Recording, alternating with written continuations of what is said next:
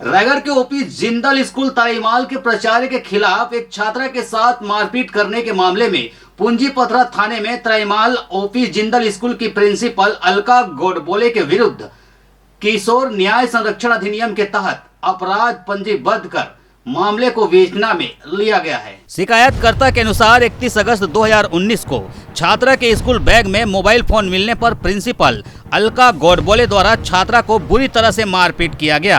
शिकायत जांच एवं चिकित्सा द्वारा प्राप्त मेडिकल रिपोर्ट के आधार पर 18 मई 2021 को अपराध दर्ज कर विवेचना में लिया गया है। दिसंबर 2020 को छत्तीसगढ़ पुलिस महानिरीक्षक को दिए अपने आवेदन में पीड़ित महिला ने बताया कि घटना के समय उसकी बच्ची कक्षा 6वीं में पढ़ती थी। स्कूल बैग में मोबाइल मिलने के बाद प्रिंसिपल द्वारा उसे बुरी तरीके से पीटा गया। इस मारपीट के कुछ दिनों बाद इलाज के दौरान उन्हें पता चला कि उसके शरीर पर कई चोट के निशान हैं और उसके बच्ची के कान का पर्दा भी फट गया है, जिसके बाद उन्होंने इसकी लिखित शिकायत दर्ज कराई थी। वहीं महिला ने आवेदन में यह भी बताया कि आरोपी प्रिंसिपल द्वारा शिकायत वापस लेने के लिए दबाव बनाते हुए महिला को नौकरी से निकाल देने की बात कही जा रही थी।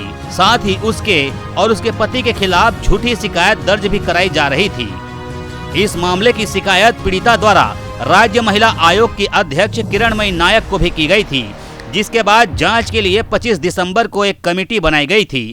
कमेटी में दोनों पक्षों का बयान दर्ज किया गया था, जहां कमेटी के सामने भी बच्ची ने अपने साथ मारपीट की घटना का जिक्र किया था। लंबे समय तक पुलिस द्वारा एफआईआर दर्ज नहीं की गई, तब पीड़ित महिला द्वारा पुलिस मुख्यालय में शिकायत पेश किया गया था, जिस पर संज्ञान में लेते हुए मेडिकल रिपोर्ट के आधार पर घटना के 20 महीने बाद अपराध पंजीबद्ध किया गया है। पीड़ित पक्ष की वकालत कर रहे शहर के वकील आशीष मिश्रा ने बताया कि जिन धाराओं के तहत शैक्षणिक संस्थान के प्रिंसिपल पर अपराध कायम हुआ है, उसके अनुसार अलका गोडबोले को न्यायालय से कम 5 वर्ष की जेल और 5 लाख रुपए जुर्माना किया जाए, इस बात का उनके द्वारा प्रयास किया जा रहा है। कल जो नलवा स्कूल की प्रिंसिपल अलका गोडबोले के खिलाफ एफआईआर हुई है, उससे मैं फ़िलहाल संतुष्ट हूँ। जांच में थोड़ी देर ज़रूर हुई है, लेकिन उनकी जांच पे मुझे पूरा विश्वास है। इसकी अग्रिम जो जांच होगी वो न्यायपूर्ण होगी।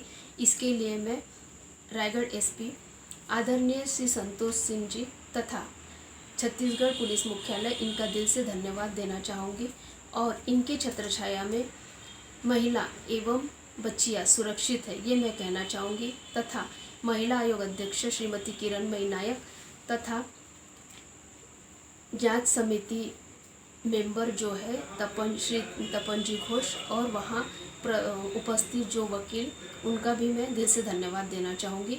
उन्होंने मेरे जो मामले में अच्छे से अपना पूरा सहयोग देते हुए उन्होंने बहुत मेहनत की कि मुझे और मेरी बेटी को न्याय मिले। इसके लिए मैं इन सभी का धन्यवाद देना चाहती हूँ।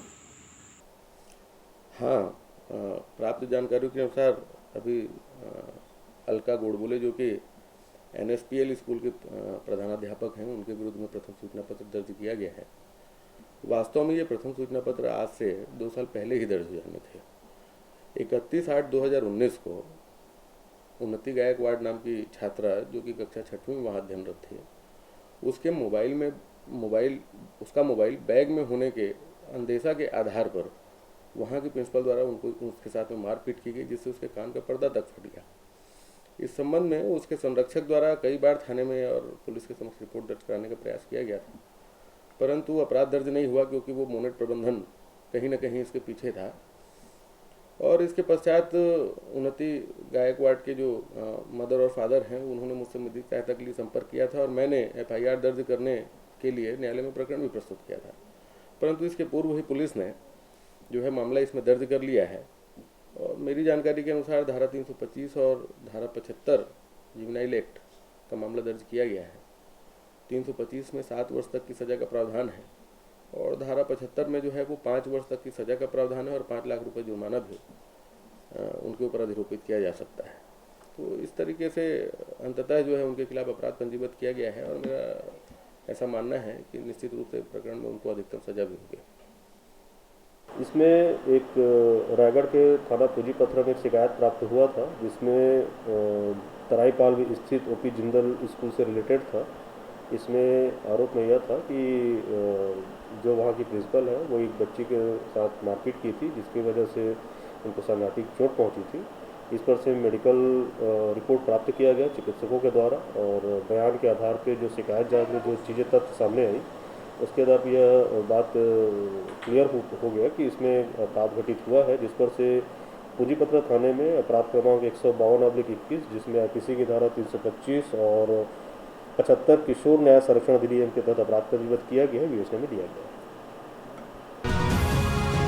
रायगढ़ से सुरजीत कौर की रिपोर्ट।